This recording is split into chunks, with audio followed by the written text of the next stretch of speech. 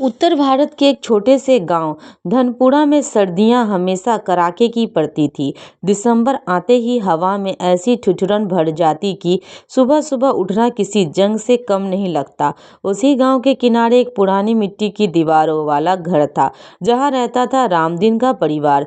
पत्नी सरस्वती, बेटा मोहन, बहू राधा और उसकी छोटी ननद गुड़िया। रामदीन गरीब था पर मेहनती। दिन में खेतों में मजदूरी करता और रात को ठंड से बचने के लिए पुराने कंबल में सिकुड़ जाता। घर में बस एक ही रजाई थी जो सबके लिए नाकाफी थी। बहू राधा की शादी को अभी 1 साल ही हुआ था। मायके में उसने कभी इतना अभाव नहीं देखा था, पर ससुराल आकर उसने चुपचाप सब सहना सीख लिया।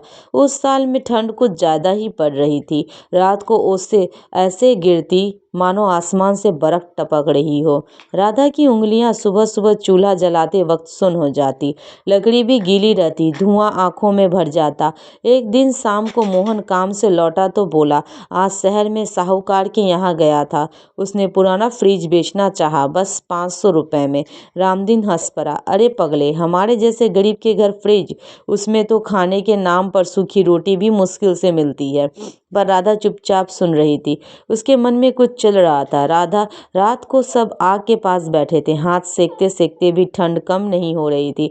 तभी राधा ने हिम्मत करके कहा, बाबूजी, तो फ्रिज अगर खराब है तो क्या उससे किसी काम में नहीं लिया जा सकता है?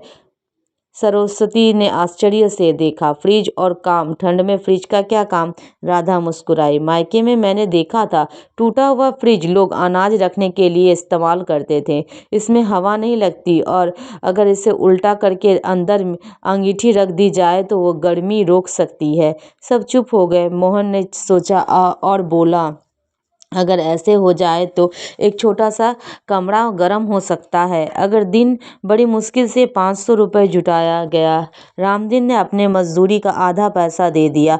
सरस्वती दे ने चूड़ियों का एक जोड़ा बेच दिया। मोहन फ्रिज ले आया। पुराना जंग लगा, मोटर खराब। गांव वाले हंसने लगे, अरे देखो, गरीब के घर फ्रिज आ गया।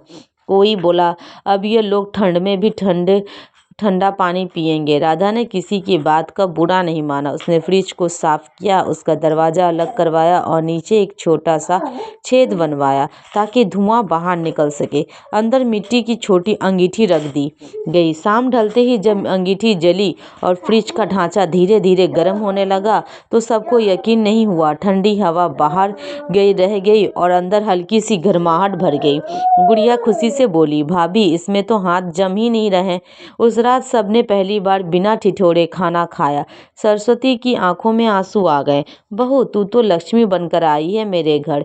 धीरे धीरे यह बात पूरे गांव में फैल गई। लोग देखने आने लगे। वही लोग जो हंस रहे थे अब तारीफ करने लगे। कुछ ने अपने टूटे बक्से, ड्राम और फ्रिज भी ऐसे इस्तेमाल करना शुरू कर दिया।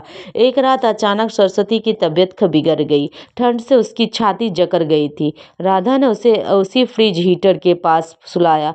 पूरी रात अंगीठी की हल्की आंच से उसकी हालत संभल गई। अगर वो गर्माहट नहीं होती तो शायद कुछ अनहोनी हो जाती। सुबह होते ही रामदीन ने राधा के पैर छू लिए। बेटी, आज तूने सिर्फ घर नहीं, एक जान बचाई है।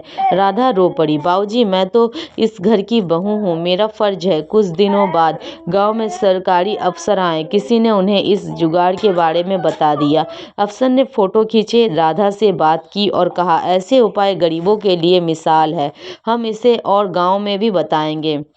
ठंड खत्म हुए पर उस फ्रिज की कहानी पूरे इलाके में रह गई। वो फ्रिज अब सिर्फ एक जुगाड़ नहीं था, बल्कि गरीबी में समझदारी और हिम्मत की मिसाल बन चुका था। राधा ने सिखा दिया कि सुविधाएं पैसे से नहीं, सोच से बनती है। जहां अमीरी हीटर खरीदती है, वहीं गरीबी फ्रिज को हीटर बना लेती है।